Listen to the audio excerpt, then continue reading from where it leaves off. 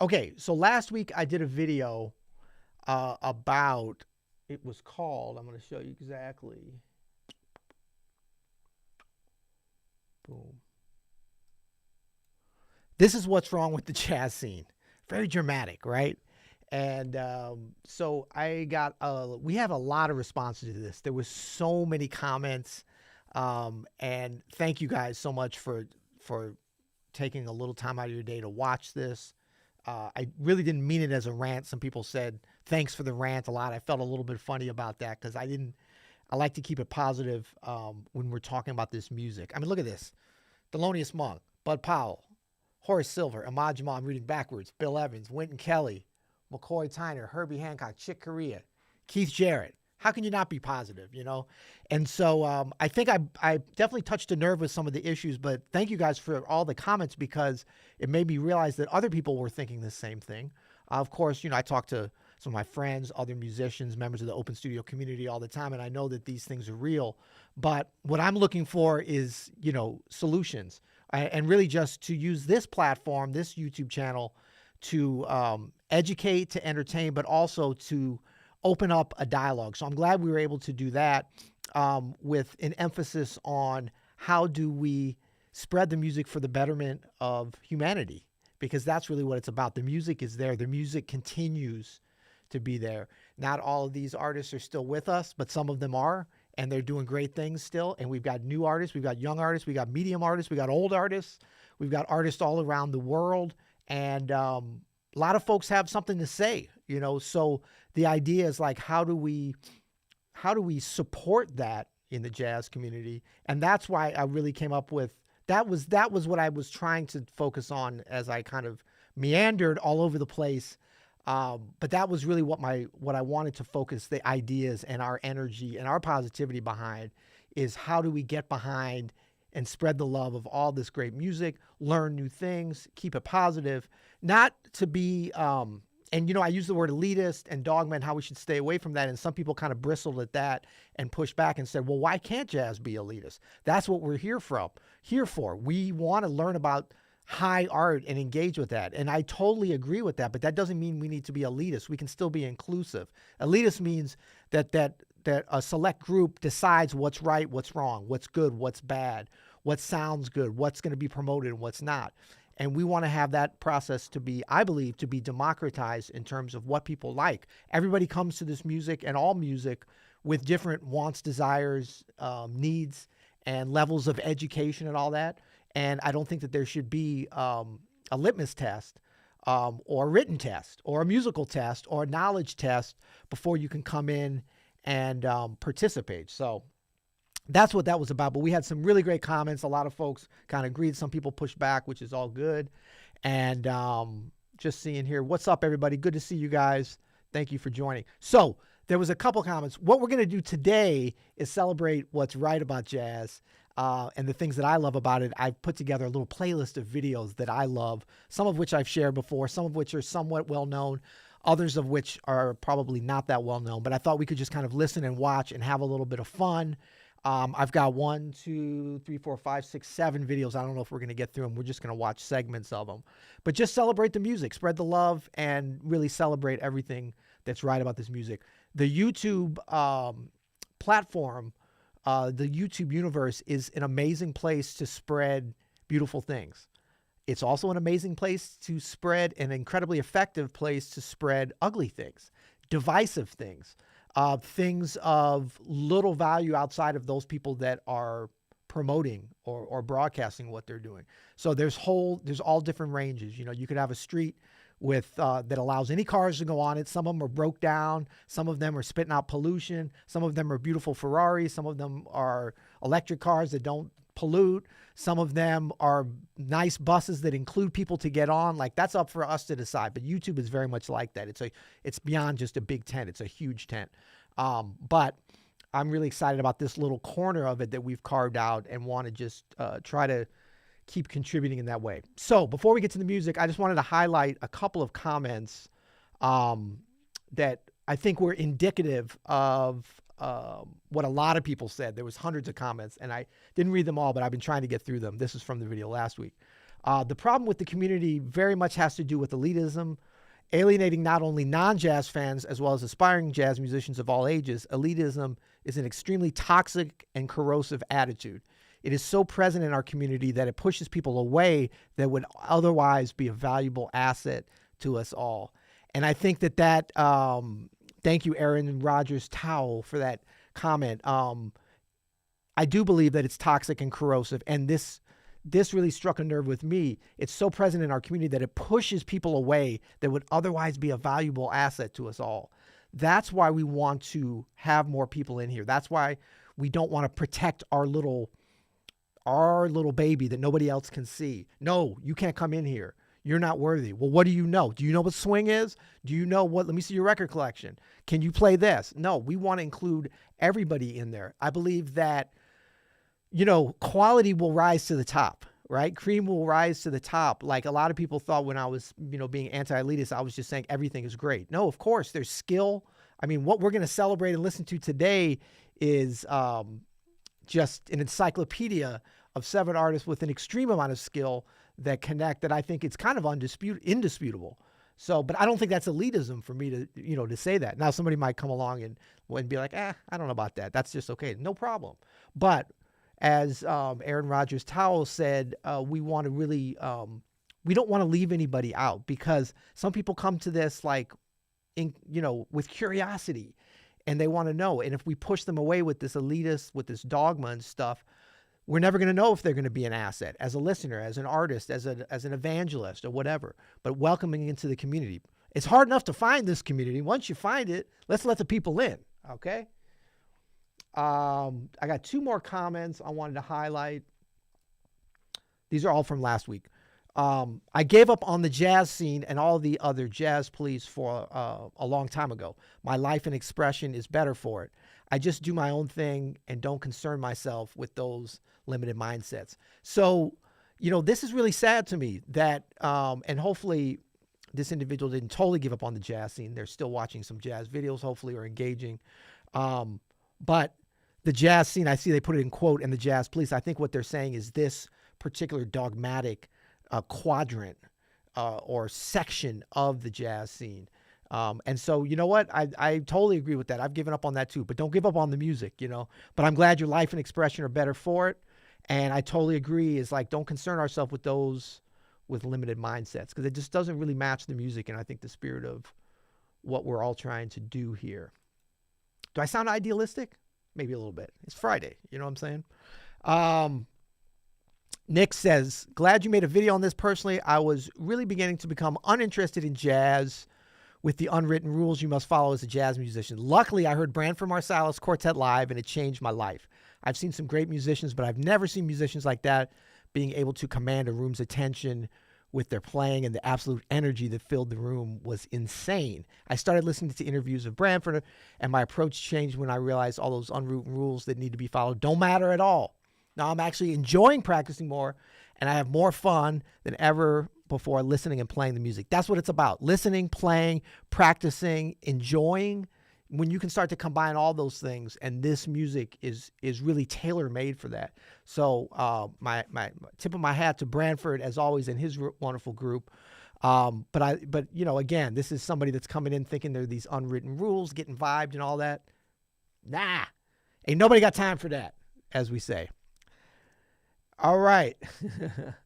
Good. All right. We're going to jump right into listening and watching some music. And so buckle your seatbelts, as you say, because I think I got some good stuff. I'm interested to know what you guys think. But first off, let's see if we can do this. Boom. There we go. So we were talking about Jonathan Batiste last week. I ended up talking about, which was not the plan, but, I didn't know, I think because he's become such a popular figure, I didn't know how much folks know about his jazz roots and kind of how he infuses his music. I guess I'll come back to this for now, but that's what we're going to go see. But Jonathan, came up in New Orleans, and full disclosure, I've known Jonathan since he was like 13 years old and always been a big fan of his. And I know his family. But in terms of just his music, I think everybody comes to it either from, a lot of people from the Colbert Show and seeing what he's doing with that band, the stuff that he just won the Grammys with, but like really his jazz heritage. And I think that he's never far from I think I kind of captured a little bit of that in this video. But he played with Roy Hargrove along with a number of other, jazz pianists. It was kind of a finishing school. I played with Roy, and Roy was actually, well, was a little older than me, but I was in one of his really early bands. But you talk about Mark Carey, you talk about Cyrus Chestnut, Jonathan Batiste, Sullivan Fortner. The list goes on and on for like really, I think, great jazz pianists that have come through that school. And so Jonathan Batiste you can see videos of amazing stuff he did with Roy's band. But there was a tune in particular that Jonathan was in Roy's band, I think, when he wrote it. He might have been messing around with it a little bit earlier. But anyway, it's called Soulful, and this is from a Jazz Night in America on NPR Performance. Please don't take us down, NPR. I'm just playing this for the folks. But this is Jonathan Batiste and Friends live from, it says, I think this is from like 2019 or something. But anyway, this is Roy Hargrove's Soulful.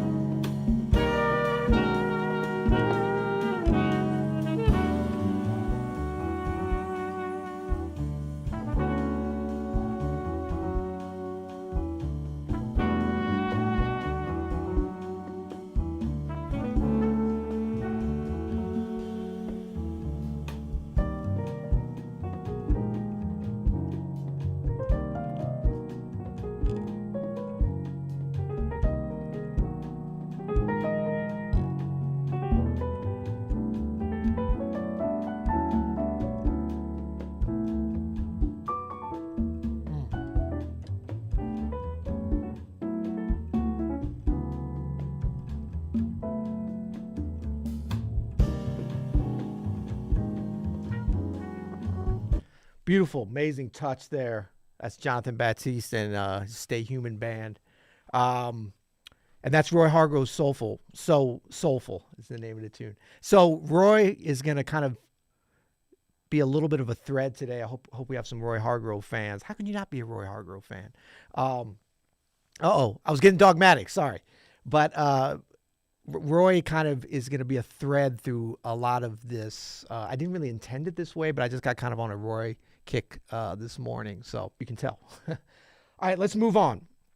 Okay. Oh, wow. This one is amazing. I actually shared this on the podcast. If you're not subscribing to the podcast, either on YouTube or listening, check us out. You'll hear it available wherever you get your podcast. We're having fun just playing music, talking about stuff like this all the time. We have a separate YouTube channel now for that. You'll hear it. Well, I'll put a link in that below. It might even be in the description now. But anyway, this is Chick Corea and Bobby McFerrin doing Spain from a live gig sometime in like the early 2000s in Vienne, France. And this is one of the most extraordinary live performances that I've seen captured in terms of like this type of music, whatever this type of music is that I've come across. And I come back to it a lot because it really, it just it's not like Chick Corea and Bobby McFerrin like hit this mountaintop that they didn't hit on many nights. It's very indicative of kind of the flow of, because I heard this duo around that time, actually on the same tour live quite a few times. But there's something about this version that's really special. Let's check it out.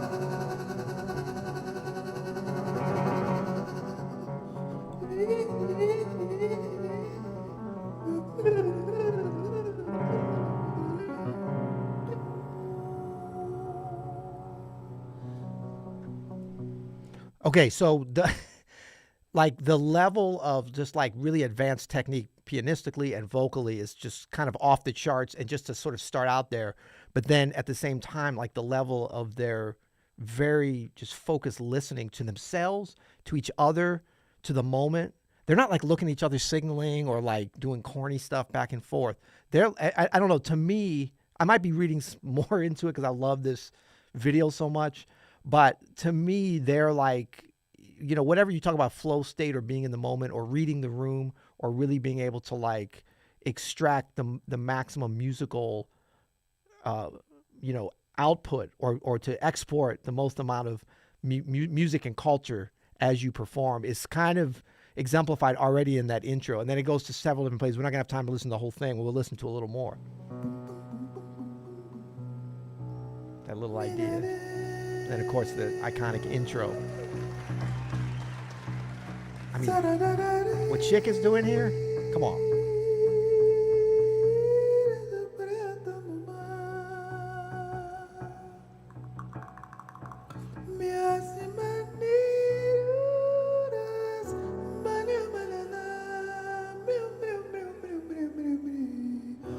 I love how like they look like they're just like sitting around waiting for a flight, to board an aircraft or something.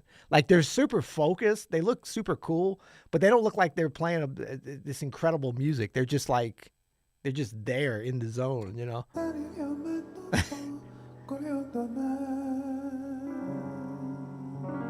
I mean, there's a level of humility to the music, but then like, kind of just advanced craftsmanship and mastery there. That's stunning to me.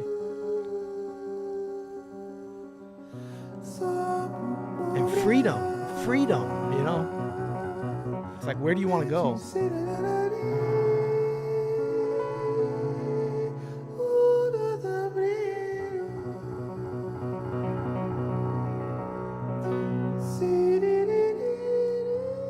It's a beautiful venue there, and incredible old Roman amphitheater.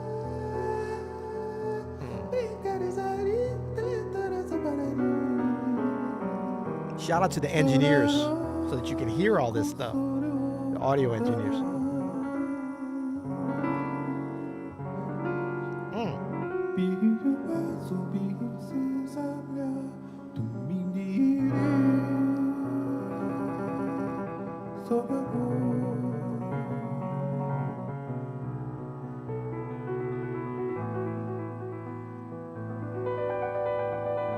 And this definitely gets into, some of those areas where people are like, is this real jazz? And I mean, not people that know, not you guys that are on here, but I mean like Bobby McFerrin, Chick Corea went into a lot. They were very open artists, are very open artists in the case of Bobby McFerrin.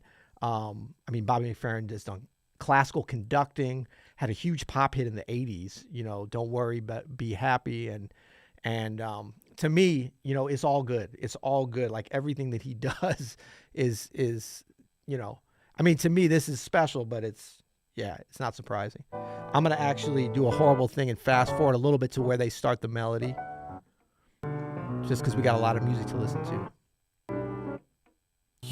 Here we go.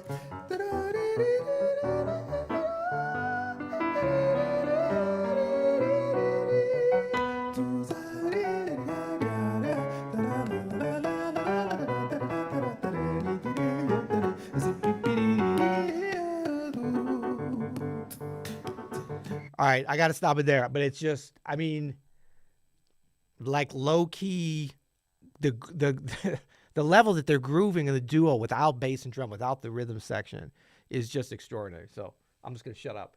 All right, we're gonna go on to the next one. I'm tearing up a little bit. Tearing up a little bit when I hear that. All right. Okay. So we talked about Roy Hargrove. We heard his composition a little earlier. Right now, we're going to hear something. This is really cool. So there's a great band called the WDR Big Band that I've had the chance to work with a couple times over the years. They are out of Cologne, Germany. And they do a bunch of amazing things. WDR, I think it's like a radio station, and it's they have guest artists and they bring over different people. They've had a number of really great conductors and music directors. I'm not even sure who's doing it now, but Michael Abeni did it for a while. I got a chance to work with him, and he's a great arranger, legendary composer and arranger. But this is Roy Hargrove playing with them, and it's interesting because Pastor T, which is one of my favorite songs from the RH Factor, from his RH Factor band. This is one of the kind of low-key hits of theirs. But this just shows you how versatile Roy was and how he could just sort of kill it in any different situation. You can hear versions of that with the RH band, of course, doing it. But this is kind of a different take.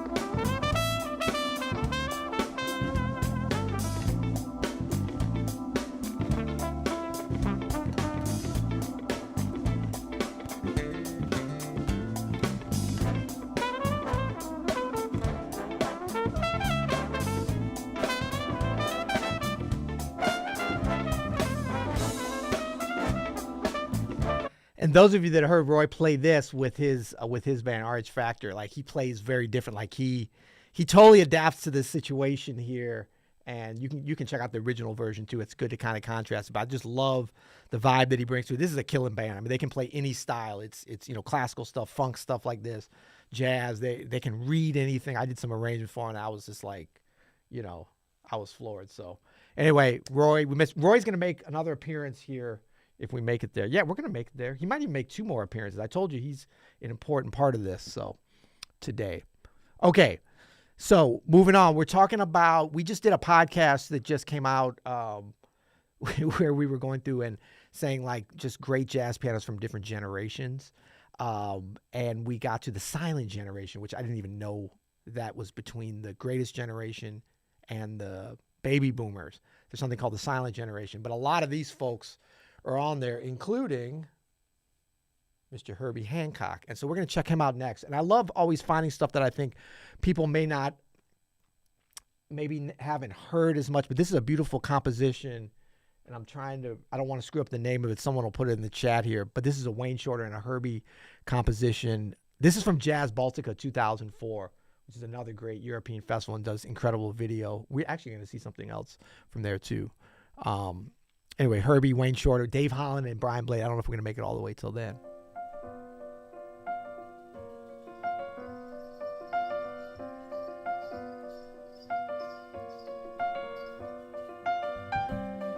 Oh, yeah.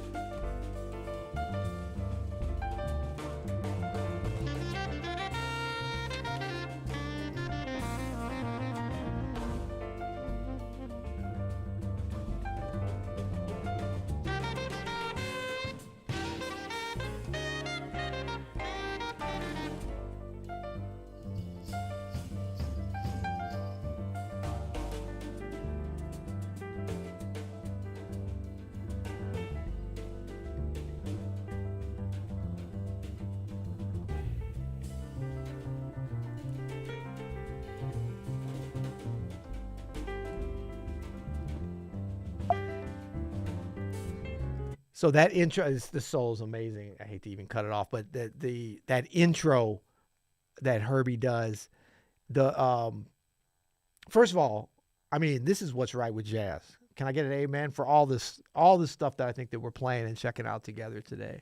I think that answers the question. But Herbie's like touch, I really felt a connection between him and Chick. Of course, Chick Corea and Herbie worked together a bunch of times over the years, some incredible piano duos. But the way they approach, like the humanity that they played those intros, that they able to pull that out of the piano is really, really, really top shelf for those of us that are into that kind of thing. And I think people certainly, everybody gets that. You don't have to be a pianist to get that. So thank you, Herbie. All right, we're moving along. What do we have now? Oh, okay. One of my favorite singers on the planet,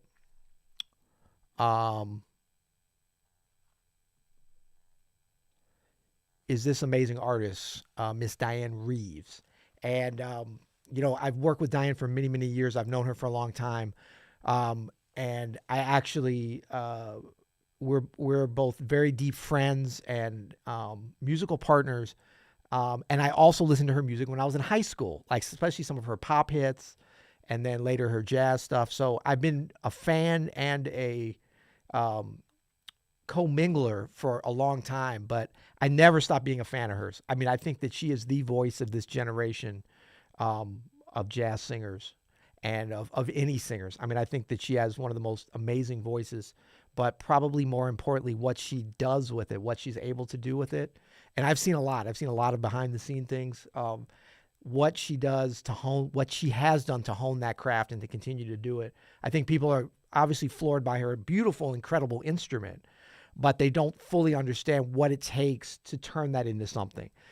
Just like if you have an incredible Steinway or Fazioli like Herbie, that doesn't mean you're going to sound like Herbie. You can have the $250,000 to buy it and put it in your living room, and it's just going to sit there, and you're going to go over and be playing that instrument. And so I think Diane is that kind of intersection of just, an incredible musician, a very curious musician, and an artist, and then she has this incredible voice. And so this is something that has Roy on it as well. And I was trying to find this, and I apologize, it's kind of potato quality. That's the only version of this I could find. But I was at this performance, and it was very moving. I mean, I still remember it like it was yesterday, but this was like 2000, I want to say like, I have to, maybe 2001 or 2002, something like that, very early in this century, as we say. But this is You Go to My Head. And Diane's done this with a number of different, I know she's done it with some great other trumpet players, Nicholas Payton, Wynton Marsalis, saxophone players and everything. But her connection, Terrence Blanchard, we did a great version with him. But her connection with Roy on this, especially this night, I remember, was just stunning. So I hope you enjoy this. This is You Go to My Head.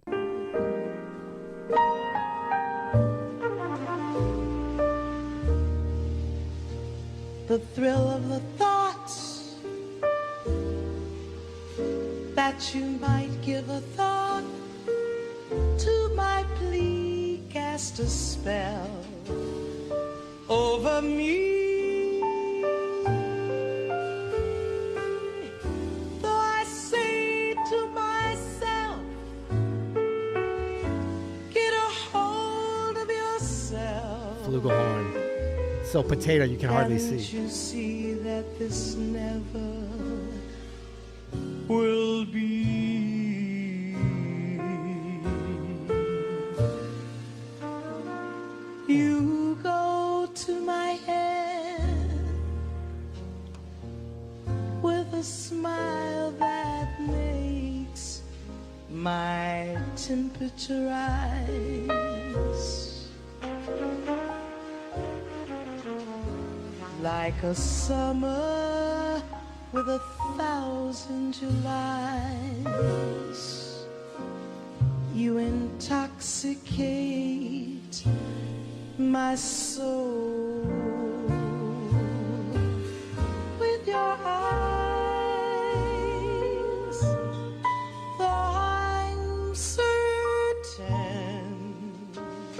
that this heart of mine hasn't a ghost of a chance in this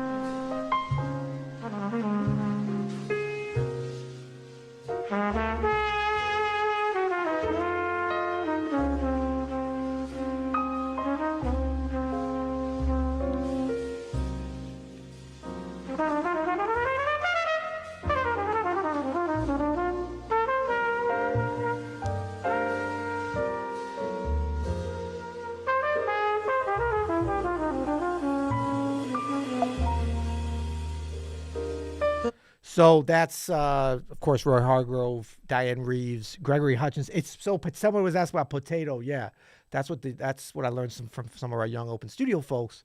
That's what you call it when it's like pixelated, like it is now. Oh, we got it stopped at a horrible place.